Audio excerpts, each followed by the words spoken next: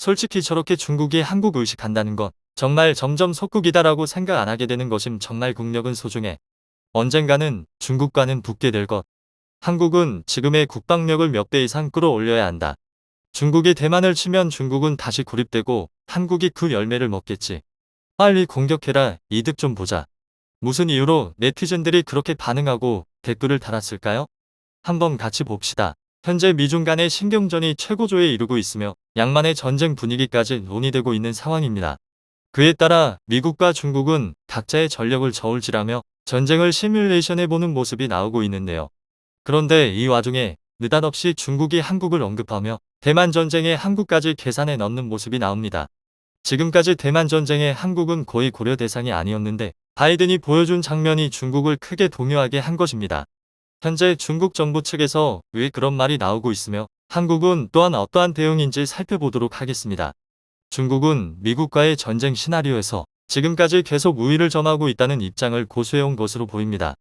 가장 그럴듯한 이유는 중국과 대만이 매우 가까워서 순식간에 침공 후 대만 점령이 가능하다는 논리였습니다. 아무리 미군을 비롯한 동맹들이 함대를 이끌고 와도 시간상 부족하다는 예측을 압도적으로 했던 것입니다. 심지어 이것은 중국뿐만 아니라 미국 측에서도 대만을 방어하려면 미국 전력의 80%를 사용해야 할 정도이며 이것은 미군의 뜻하지 않은 큰 피해를 안겨줄 것이라며 대만전은 매우 어려운 전쟁이 될 것으로 전망했습니다. 따라서 미국은 중국의 도발을 막기 위해서 대만의 미군을 은밀하게 파견해 주둔하게 하는 초강수를 뒀습니다. 차이잉원 총통은 지난주에 공식적으로 미군이 대만에 주둔하고 있음을 시인하면서 중국을 놀라게 했습니다. 물론 그 인원이 32명밖에 되지 않아서 대만 누리꾼들도 겨우 어벤져스에 해당하는 인원이냐고 비아냥거리며 3,200명이 있어도 부족한데 32명은 장난 수준이고 대만은 스스로가 지켜야 한다는 의견이 나왔습니다. 그러나 국제 정세상 아무리 적은 숫자라 하더라도 미군이 단 한 명이라도 주둔하는 것은 무게감이 다릅니다. 게다가 차이잉원 총통이 이렇게 처음 미군 주둔을 밝힌 것은 앞으로 미군이 대거 주둔할 가능성도 염두에 둔 것입니다. 그렇게 되면 이제 중국은 대만과의 전쟁이 아니라 미국과의 일전을 벌이는 게 기정사실로 된 것입니다. 실제로 미군은 내년에 대만과 새로운 군사 합동 훈련을 전개하기로 협의했고 특수부대 훈련을 강화하기로 했습니다. 그러다 보니 중국도 최근 벌이던 대만 도발을 중지하고 잠시 내부적인 고민에 들어간 것으로도 보입니다. 그러나 역시 중국은 5일 자신의 속내를 드러냈고 심지어 미국과 정면 대결을 벌이려는 모습입니다. 중국 정부는 G20과 열리는 동시에 시진핑 국가주석이 미국을 강하게 비판하며 등장하는 모습이 나왔는데요.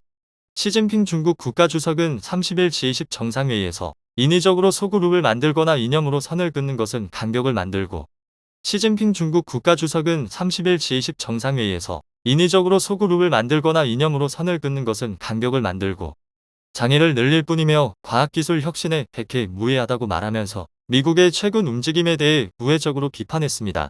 치즈와 오커스 등 동맹국 중심의 소규모 협력체 활성화, 반도체 등 핵심 산업의 국제 공급망에서 중국 배제를 시도하고 있는 상황 등의 문제를 제기하며 미국의 동맹을 비판한 것입니다.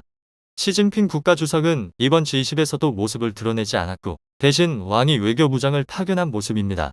하지만 그는 영상회의로 등장해서 대놓고 뜻밖의 미국을 강하게 비판하는 시간을 가졌던 것입니다. 이번 G20 주제가 팬데믹 기후변화 등을 논하는 자리임에도 시진핑 주석은 미국을 비판하는데 또한 시 주석은 앞으로 중국 중심의 첨단 제품 공급망과 백신도 중국 중심이 되어야 한다고 강조했는데요. 이는 이제 대놓고 세계의 중심이 미국뿐만 아니라 중국도 있음을 강하게 어필하고 있는 것이라 주목됩니다. 그는 최근 중국이 국제 첨단 공급망에서 가장 중요한 국가의 역할을 해야 한다고 강조하면서 중국은 산업체인 것과 공급체인에 관한 국제 포럼을 개최하고 1대1로 공동 건설을 위한 협력을 희망했습니다. 중국은 이에 대해서 미국 역할을 자신들이 하겠다면서 미국과 정면 대응을 하고 나오는 도발을 하는 것입니다. 실제 중국은 이렇게 시 주석이 G20에서 미국에 강경 발언을 한 뒤 대만 방공식별구역에 전투기를 또 출현시켰습니다. 또한 중국은 G20에서 러시아와 함께 회담을 가지면서 미국을 다시 한번 강하게 비판하는 모습이 나왔습니다. 자신들도 러시아와 군사훈련에 최근 돌입하면서도 미국의 퀴즈, 오커스가 구시대적 발상이라 비판한 것이죠. 또한 G20에서 왕이 외교부장과 미국의 블링컨 국무장관이 만나서 설전을 벌이는 장면도 포착된 것인데요. 이 자리에서 블링컨 장관은 대만 해협에서 긴장을 고조시키는 중국의 행동에 반대한다는 입장을 밝혔습니다.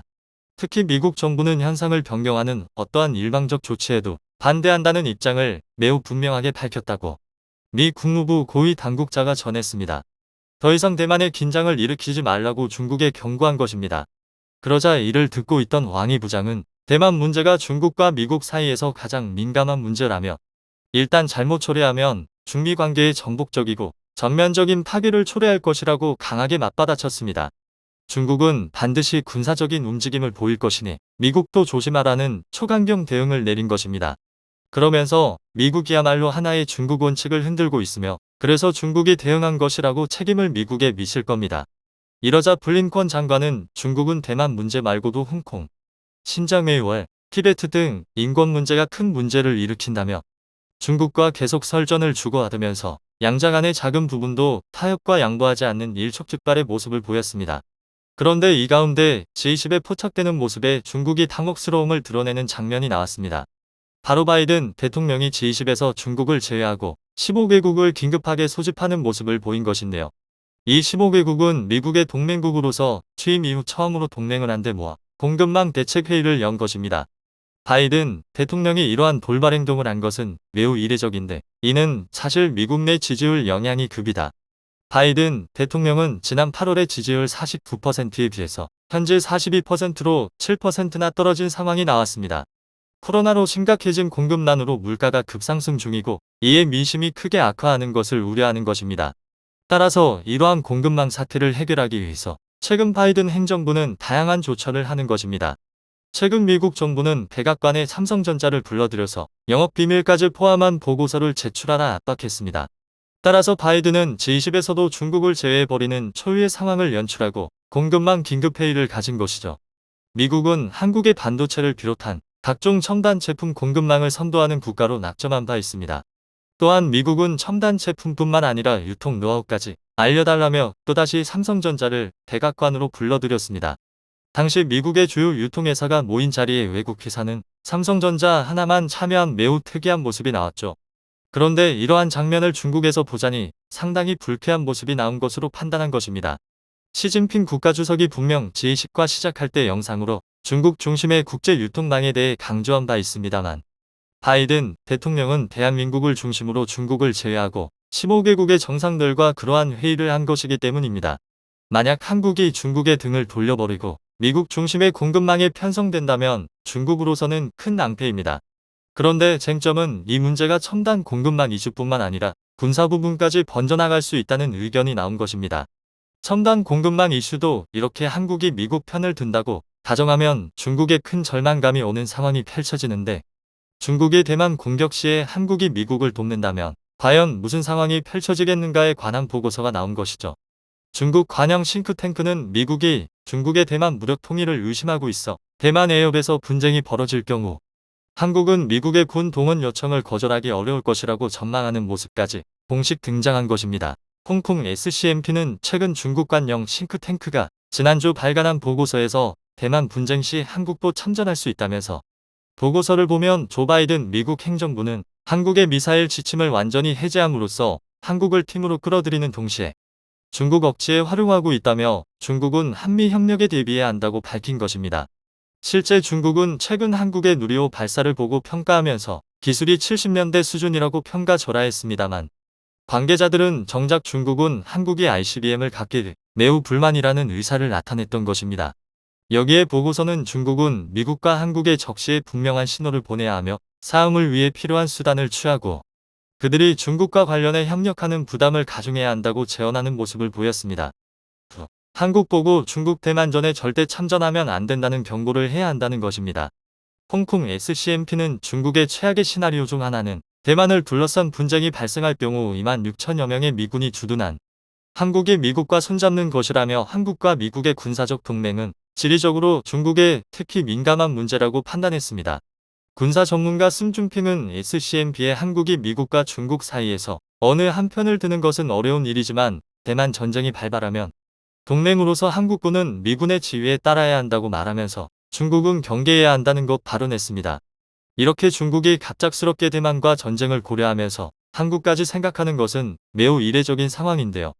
관계자들은 이에 대해서 최근 한국이 미사일 지침 해제 이후에 급격하게 미사일 기술을 선보이고 있으며 한국이 장거리 미사일을 가졌다는 것 자체가 이미 주변국에 매우 큰 부담이 되는 것을 시사한다고 전합니다.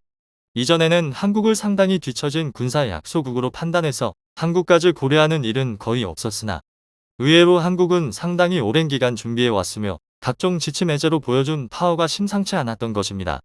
게다가 미국은 한국을 군사 분야는 물론이고 각종 첨단 분야 등 엄청나게 협력을 강화하는 국면이 나오면서 자칫 중국이 한국을 무시했다가는 대만과의 전쟁에서 아무런 성과도 거둘 수 없는 상황이 나온다는 것입니다.